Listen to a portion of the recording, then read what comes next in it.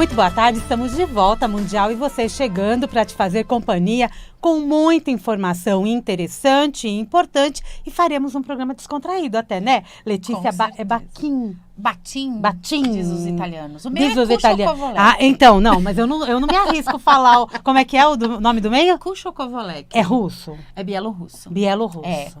Chiquérrima, Batinha né? do marido, aí ficou mais fácil. Não é? Ah, Né? com certeza, né? Letícia Batim, Batim. aqui com a gente. Ela é palestrante, é uma autoridade e referência em psicogenealogia.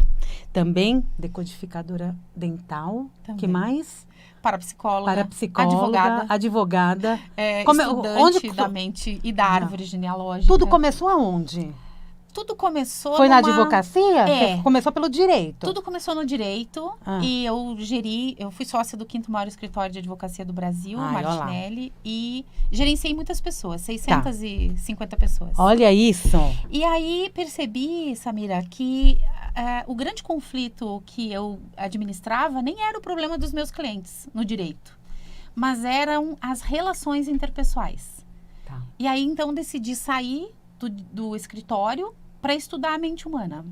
Então, você largou, então, o escritório larguei primeiro? O escritório. Você não fez transição de carreira, você rompeu. Eu rompi, fiz 9 meses, um tempo de... Realmente foi um tempo desértico, onde eu fiquei depurando todo esse processo no direito.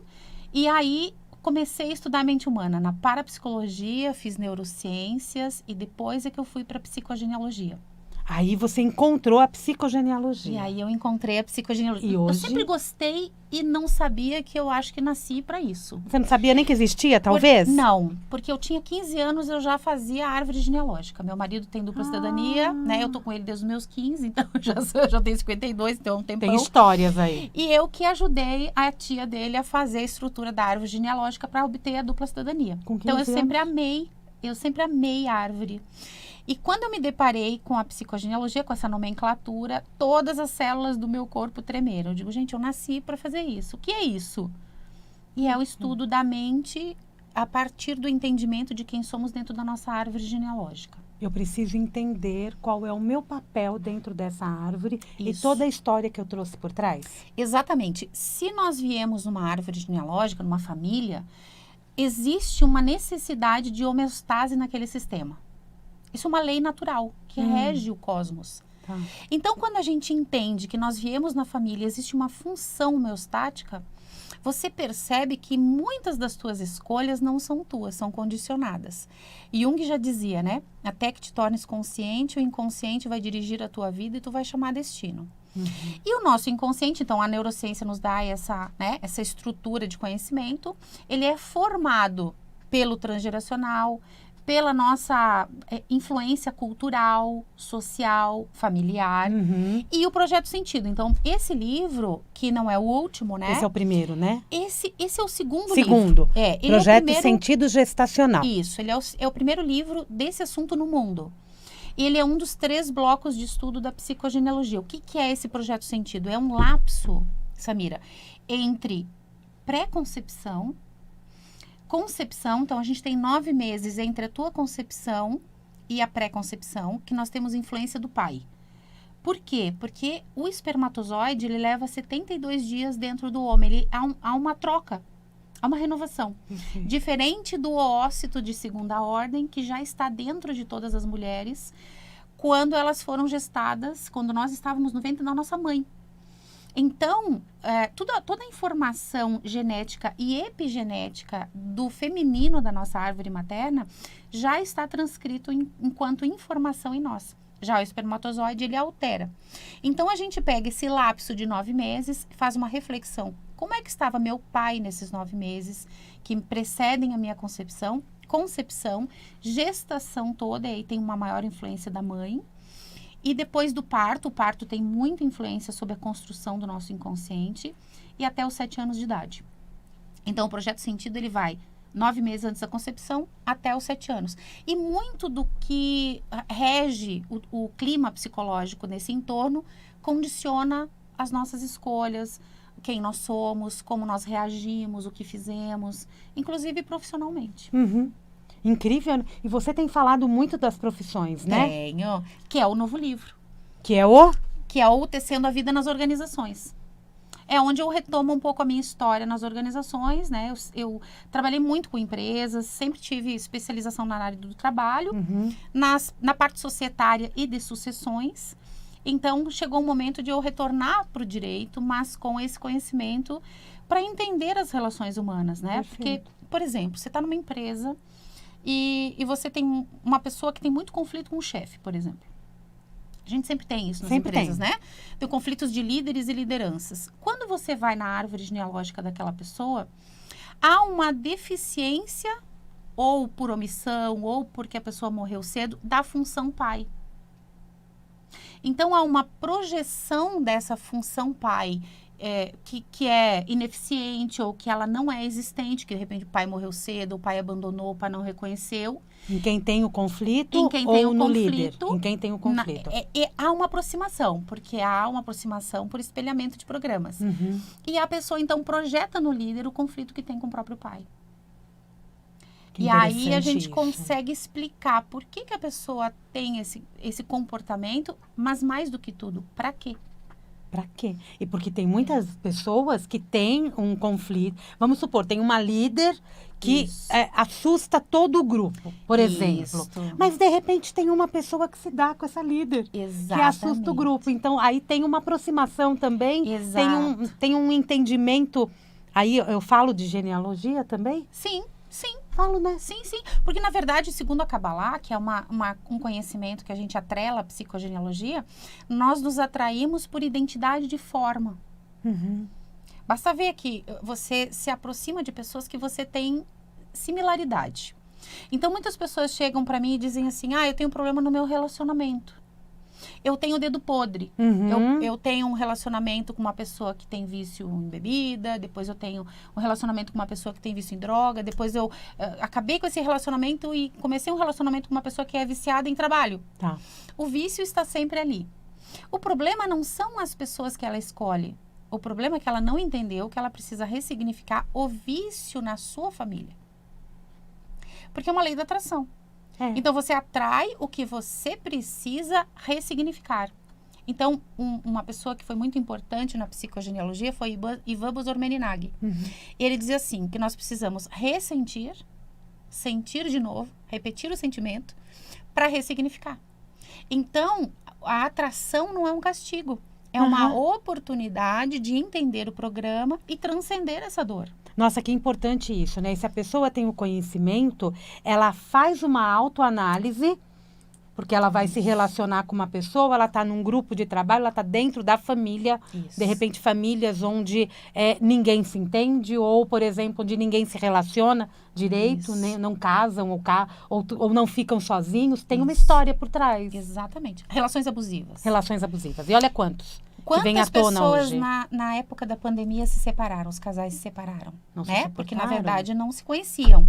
Então, toda pessoa que vive uma relação abusiva, aqui fica um convite para que essa pessoa faça uma reflexão sobre a sua árvore genealógica, o quão abusivos foram os relacionamentos e até abusos que aconteceram na sua árvore que você está atraindo abusos. E o abuso não necessariamente é só sexual. Existem relações abusivas como um chefe para com um liderado. Muitos chefes têm comportamentos abusivos, coercitivos. Por isso a gente tem no direito, né? E aí eu trago um pouco da minha experiência no direito do trabalho, as indenizações por assédio moral.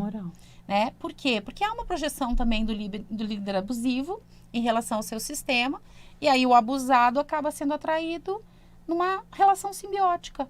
Né? Não estão ali juntos à toa. Não estão ali juntos à toa, só que a gente não entende isso. Aí rompe aqui, sai desse emprego, vai para outro, continua com aquela relação abusiva e não entende que existe um para quê. Os relacionamentos, ele acabam sendo idênticos. Idênticos. E pode ser no casamento, pode ser no trabalho. Não aguento mais trabalhar aqui. Isso. Vou trocar de emprego, recebi uma oportunidade melhor. Só que encontra o mesmo Exatamente. sistema. Então, por exemplo, vamos supor que eu tenha sido concebida, aí entra o Projeto Sentido, numa relação de abuso. Tá. Eu venho à vida a partir de um abuso. Então, eu atraio relações abusivas. Entendi.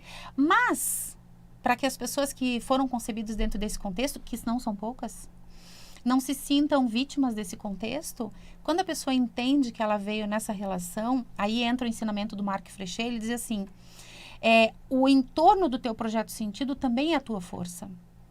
Então, eu sou muito boa em abusos. Em relações abusivas, eu sou muito boa. Então, poderia ser uma advogada que trabalha com questões abusivas ou criminais. Poderia ser uma terapeuta de casais. Poderia ser uma psicóloga, Aí uma olha psiquiatra. para as profissões. Aí você olha para aquilo que você é para a sociedade, para a vida. Né? Então, eu posso me colocar naquela posição de vítima daquela circunstância, daquele programa genealógico com memória epigenética, ou eu posso emanar o meu propósito. O meu sacro ofício. Muitas vezes a gente vive o sacrifício, que é a lealdade ao sistema, mas quando eu tomo consciência, eu saio do sacrifício e vou para o sacro ofício. Tirar proveito disso. É o ofício sagrado. Aí eu ajudo os outros nas suas relações abusivas, porque daí eu sirvo a vida. Entende? E propósito não é profissão. As pessoas confundem hoje profissão com propósito. E não é. Propósito é o ser de cada alma estar e manifestar. E isso é uma tangência que a psicogenealogia traz associada à Kabbalah. Ela tem essa capacidade de direcionar o indivíduo a compreender qual o seu propósito de vida. E não tem nada a ver com o que ela faz como não ofício. Tem nada a ver com o que ela faz como ofício. Pode estar atrelado em algum momento. Exatamente. No caso do direito, né? Uma advogada trabalhando contra esses assédios. Exatamente. Então, perfeito. Por que veio uma advogada? Porque minha família é de bielorrussos. Você entendeu? Bielorrusso eu não preciso falar nada, né? Vieram da exploração, vieram para cá, teve exploração. Então, nasceram muitos advogados, né? Nessa família. Porque há uma necessidade. Então, eu costumo dizer que a família é a escola da alma. As profissões que cada um de nós escolhemos têm a ver com toda essa história familiar. Sim, Samira. Todas as profissões são reparadoras.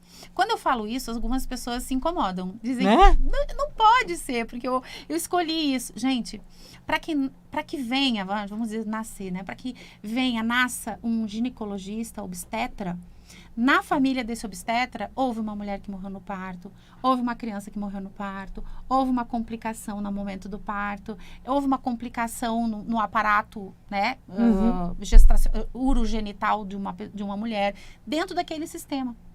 Não tem erro. Se a pessoa retroagir 3 gerações, ela vai encontrar essa dor. Então, a profissão é reparadora.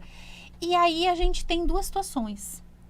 A primeira situação, quando a gente entende que a profissão é reparadora, é que às vezes a gente está numa profissão que a gente não gosta, não é feliz, não ganha dinheiro. E aí a gente diz, olha, essa profissão sendo reparadora, muitas vezes você não está vibrando na energia da tua alma. Quando eu compreendo que muitas vezes eu tenho um mandato reparatório e eu às vezes quero reparar com a minha profissão, eu posso simplesmente tomar consciência dessa dor, que muitas vezes chega para mim a partir dessa vocação que eu acho que tenho, e digo, olha, muito obrigada, família de advogados que quer que eu seja advogada, eu vou fazer prancha na beira-mar de Florianópolis, na Lagoa da Conceição em Florianópolis, porque eu nasci para fazer prancha de surf. E as pessoas muitas vezes sufocam esse dom, né, essa capacidade de cada um, porque tem um mandato reparatório da árvore genealógica. Gente, que incrível isso! E traz muitas histórias olhando para as famílias. Por isso que também tem muitos profissionais da mesma área dentro das famílias. Isso. Uma vez um pai médico, os filhos médicos. Exatamente. Normalmente é um mandato. Normalmente é um mandato de repetição, os desdobramentos. Tá. E se a pessoa quer fazer uma análise disso, você atende ou existe um curso? Sim, eu atendo, né? Embora minha agenda esteja lotada, mas eu tenho muitos alunos e tenho um curso. Né? Hoje, inclusive, estamos aqui em São Paulo para trabalhar isso, né? Nas profissões, na transição de carreira, no vazio existencial. Hoje, a gente ouve o tempo inteiro os profissionais dizerem que estão diagnosticados com burnout. Eu atendo muitas pessoas com burnout. O que é o burnout? É a saturação daquele indivíduo dentro daquela profissão. Ele está esgotado porque ele não está vivendo o seu propósito. Quando você toma consciência disso, às vezes você pode estar cansada fisicamente pelo trabalho, mas tem uma energia vital que te coloca vibrante pela vida. Você está doente, vai trabalhar e cumpre o teu trabalho. Começa a trabalhar, aquilo vem uma energia que você não sabe de onde e ela ebule. Então, a psicogenealogia ela é um curso para a vida. Perfeito. Não é um curso só para quem quer ser psicogenealogista. A mãe da psicogenealogia, que era advogada também, Olha, Anne Ancela Schutzenberger, formada em psicologia também na França, é uma pessoa que ela estruturou a base didática da psicogenealogia na França. Não tinha material de psicologia e ela escreveu na cozinha da sua casa os materiais, né, livros de psicologia na França. em que ano isso? 1970. Ó, recente? Recente. Bom, se eu te falar que em Portugal não se estuda Jung, Não? não. Por quê? Por que não? Porque lá eles entendem que o Jung era muito místico. Porque ele falava dos arquétipos do tarô, né? Só que tarô e Torá, né? Torá é a lei, fala da Bíblia, né? O arquétipo do tarô é um simbolismo. E o Jung trabalhou muito com o universo simbólico, que é a linguagem do nosso inconsciente. 95% da nossa mente é simbólica. Então lá, talvez por ser um território europeu um pouco mais rígido, eles estudam Freud. E o Brasil não. O Brasil é muito aberto, não só para Jung, mas para N terapias hoje que se conversam, né, entre si. Mas a psicogenealogia em Portugal, ela é bem aceita. Ela é super bem aceita. Por quê? Porque lá a gente tem raízes ancestrais. Então, aonde você for no mundo tem família. É isso aí. Aonde você for no mundo tem família. E a psicogenealogia é a ferramenta que estuda a família. Estuda a construção do inconsciente a partir das histórias familiares. Que antigamente a gente chamava de lixo, né? Uma parte do nosso DNA era chamado lixo. O junk DNA. Sim, e depois descobriram que... Daí a ciência vem e descobre que não era lixo, que era epigenética, memória epigenética. O que é epigenética? Acima da genética, que é memória. Que é memória. É o que nós Memória temos das aqui vivências dentro. dos nossos antepassados. Então, é tão sério isso, Samira. Que legal que a gente está tendo esse espaço para falar, porque o que a Anne Ancela percebeu? Que muitas pessoas adoeciam e tinham um diagnóstico de câncer na data que a mãe morreu, que a avó teve um acidente de carro, que ficou viúva, que perdeu um filho. Então, a gente tem ciclos de memória biologizados. Ou seja, a mente atua sobre a matéria. A nossa matéria, o nosso corpo, é a parte mais densa de nós. E a gente adoece em ciclos inconscientes que estão ligados à nossa árvore genealógica. Um estudo bem profundo, né? Muito. Agora eu quero trazer um outro assunto antes que o programa acabe. Ai, que delícia. Porque é instigante. É. Você falando de tatuagem, Sim. né? Qual é a relação da tatuagem com a psicogenealogia? Psicogenealogia. Bom, Nem vou usar as outras palavras. legal. Então, vamos lá. Primeiro, tatuagem é uma imagem, é um símbolo. Falamos agora que 95% da nossa mente é inconsciente. A linguagem do inconsciente é simbólica. Então, eu falo isso e a galera fica meio mexida, né? E eu digo, toda tatuagem é uma dor. Não é a dor no momento da tatuagem, né? As pessoas acham que eu não tenho tatuagem. Eu tenho tatuagem, inclusive. Você tem tatuagem? Eu tenho Olha lá, tatuagens, tem tatuagem, né? Eu tenho tatuagens. Essa aqui é super simbólica. 2. Tenho 2. Então, o que acontece? Quando eu digo que toda tatuagem é uma dor, é porque há uma dor ancestral, né? No meu caso, então, eu sou descendente de judeus. Onde que eu tatuei uma árvore da vida? No local onde judeus foram tatuados nos campos de concentração. Meus filhos têm têm tatuagens no mesmo lugar que eu. Inconsciente? Inconsciente.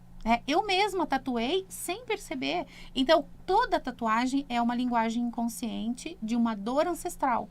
A figura escolhida tem a sua Isso. informação e o local do corpo também. Exatamente. Até se tem cores ou se não tem cores. Isso. Então, esse conhecimento complementar à psicogenealogia, que é da Kabbalah, que é o estudo do simbólico, das leis cosmogônicas e da mente humana, ele aporta para a psicogenealogia essa especificidade. Em que lugar do corpo você tatuou, porque cada lugar do corpo está conectado com a árvore da vida, as letras hebraicas. Então, a gente consegue, vendo uma tatuagem, associando o símbolo da tatuagem, a data que a pessoa tatuou e a idade que ela tatuou, e onde ela tatuou, eu consigo um trilho de conflito da dor ancestral. Por isso que eu digo que toda tatuagem é uma dor. Porque é como se a pessoa transcrevesse no papiro, que é a pele humana, né? A história ancestral. O tatuador, por exemplo, né, como a gente falou, toda profissão é reparadora, o tatuador é aquele que vem para falar a mensagem da história ancestral. Françoise Douto, que era professora da Anne Ancelin, dizia assim, o que uma geração cala, a outra carrega no corpo. Então, a tatuagem é uma forma de explicitar, e nunca se fez tanta tatuagem como hoje em dia, é uma forma dessa geração atual gritar as dores e os calados da nossa árvore, que a gente sabe que as nossas avós calaram muita coisa, as nossas mães calaram muita coisa, os segredos, aquilo que não é falado. Nas famílias, Nas famílias. E isso se manifesta através das tatuagens. Uau! Uau! E isso é tão incrível, né? Porque tem gente que é muito tatuada. Muito. E isso quer dizer que também tem muitas dores nessa árvore. Muitas dores. E quando essa pessoa traz essa tatuagem a público e ela é visível, Isso. que tem as invisíveis. Tem aquelas que nós não enxergamos. Isso. E elas provavelmente também têm um significado. Sim. Quando é explícito, quando é implícito. Isso, Sim. não é? As que são muito tatuadas, né? As pessoas que são muito tatuadas, elas estão gritando, mas elas estão dando uma informação. Exatamente. Então, quem olha para aquilo também com repulsa, né? Isso. Tem uma informação que também está falando comigo. Também está falando consigo. Então, quando uma pessoa é toda tatuada, e que tem muita gente toda tatuada, principalmente quando há uma cobertura com o preto de partes do corpo, que a gente vê muito isso. Então, quando a gente vê isso, a gente tem muita dor. E não é só tatuagem que a gente analisa, é piercing também. Tá? Então, assim, quando eu vejo essa coisa muito tatuada, é como se a pessoa fosse um camaleão. Ela está como se ela quisesse mudar a identidade. Eu posso trazer aqui conflitos de ventre, tentativas de aborto, pessoas que estão conectadas com lutos mal elaborados do sistema, né? Que são os gizãs dentro da linguagem da psicogenealogia. São as pessoas que estão conectadas com antepassados, cujas mortes foram mal elaboradas. Por exemplo, se eu estou conectada com o irmão da minha mãe, que morreu com 5 anos de idade, eu tenho comportamentos epigenéticos por semelhança. Às vezes, enfermidades que são compatíveis com a causa-mortes do meu tio. Sem saber. Porque a família também não fala. Porque quando a família também não existem fala. esses traumas, as famílias, elas escondem. Isso. Então, imagine, suicídio, esquizofrenia, ninguém sai falando sobre isso. Só que Jesus mesmo disse, toda a verdade será revelada. E quem era assim era trancado, né? Exato. Né? Lá na antiguidade, eles ficavam escondidos. Isso. E isso tá marcado na história. Marcado. Então, a galera da tatuagem hoje tá colocando isso na vitrine. Tá dizendo assim, vamos olhar para isso. E o piercing também. E o piercing também. Então, assim, vamos aportar aqui um conhecimento pra galera. Pensem assim, a gente tem o mundo material, Mãe Terra, né? Mãe Terra é o universo inferior. E quando a gente reza o Pai Nosso é sempre o universo superior. Então, a gente vai ver essa relação, céu e terra. Vamos imaginar isso no nosso rosto, né? A gente tem uma relação céu, que é essa nossa parte mais mental, e nós temos uma dimensão terra, que é onde nós nos conectamos com a nossa mãe. Então, galera do piercing na boca, vai buscar na árvore genealógica conflitos com mãe e com nutrição. Com a mãe mesmo? Com a mãe mesmo. Porque quem é que nutre? A mãe. Então, se eu tenho um piercing na boca, eu vou buscar um conflito com a minha mãe e vou buscar na árvore conflito com a função mãe. Entendi. Por exemplo, a minha mãe foi uma menina adotada, foi dada para uma outra família para ser cuidada. Ela foi preterida, ela tem um conflito de mãe, de função mãe e conflito de nutrição. É possível que a neta dessa mulher, né, carregue o piercing na boca. Entendi. É uma informação inconsciente gritando uma dor ancestral. Uau! Isso tem muito ainda para falar, né? Acho que você tem que voltar pra gente fazer um programa de 1 hora. Vamos. Se o pessoal quiser, né? A gente volta. Eles vão querer, não vão? Vocês vão mandar mensagem pra gente? Bora, escreve aí. Quem quiser acompanhar a Letícia no Instagram só? Tem Instagram, tem TikTok, tem YouTube. Tá causando polêmica em todo lugar. Polêmica, gente. Ó, mas é informação, né, Letícia? Eu acho que são informações. Você, aqui, nesse momento, você já me trouxe vários insights. Então. Né? E isso que acontece. Isso que a gente nem falou de dente. Não falou de dente. Ih, não falou de dente. Eu já passei no dentista hoje. Letícia, quem quiser contato com você, quem quiser te acompanhar, mandar mensagem, fazer seus cursos, qual é o caminho? Vamos lá. Psicogenealogia, lembre de psico e de genealogia, árvore genealógica.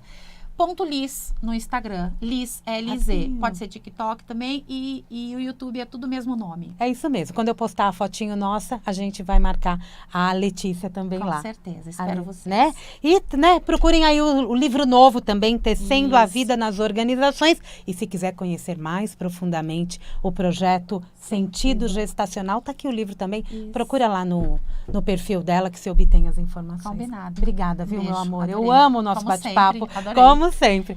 Mundial e você vai ficando por aqui. Eu volto daqui a pouquinho, tem Jornal da Boa Notícia. Amanhã, 16h30, tem Mundial e você. Um grande beijo e até lá.